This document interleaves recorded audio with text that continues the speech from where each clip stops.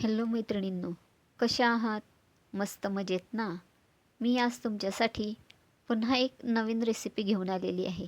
मैत्रिणींनो, घरी तयार केलेलं तूप हे फ्रेश आणि हेल्दी असतं.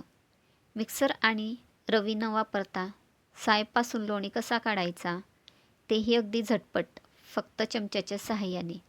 लोणी काढत असताना खूप भांडी भरतात आणि ती भांडी धुण्यासाठी पण खूप किचकट असतात. हिवाळ्यात तर सायपासून लोणी काढणे हे एक टास्कच आहे. भांडी तर भरतातच, पण साय घुसळत असताना लोणी न निघता ते पातळ होत जाते आणि तीच प्रक्रिया वारंवार करावी लागते. तर यावर काय उपाय आहे की आपण झटपट लोणी काढून तूप करू शकतो, वेळ आणि कष्टही जास्त न सर्वात आधी आपल्याला दुधावरची साय काढून घ्यायची आहे. 8-15 दिवसाची साय काढून ठेवायची आहे. आता आपल्याला जेव्हा तूप करायचं आहे त्याच्या 24 तास आधी सायचा डबा बाहेर काढून ती साय एका मोठ्या भांड्यात टाकून त्यामध्ये 2-3 चमचे दही टाकून एकत्र करून घ्यायचं आहे.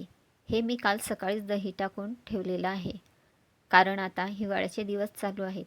आता लोणी काढण्यासाठी फक्त आपण इथे एका चमच्याचा उपयोग करणार आहोत. याप्रमाणे चमचा एकसारखा एकाच बाजूने हलवत राहा. हे बघा, थोडं लोणी निघायला सुरुवात झालेली आहे. हिवाळ्यामध्ये या प्रोसेसला थोडा जास्त वेळ लागतो, पण उन्हाळ्यात मात्र लोणी लगेच निघतो. हिवाळ्यामध्ये 24 तास आधी साय बाहेर काढून त्यात दही टाकून ठेवायचं आहे. आणि दुसरी टीप म्हणजे उन्हाळ्यात आदल्या दिवशी रात्री किंवा 12 तास आधी साय फ्रीजमधून बाहेर काढून ठेवायची आहे. मग नंतरच लोणी काढायला घ्यायचं. आणि समजा तरीसुद्धा लोणी निघत नाही, तर ते भांडं तसंच 5-6 तास झाकून पुन्हा लोणी काढायला घ्या. हे बघा, लोणी निघालेलं आहे.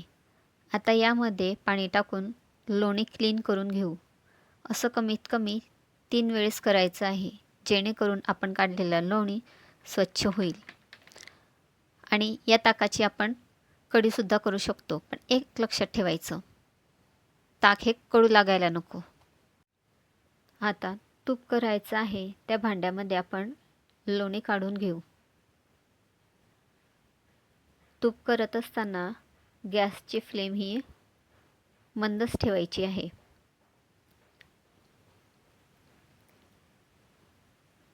हे बघा, तूप झालेलं आहे.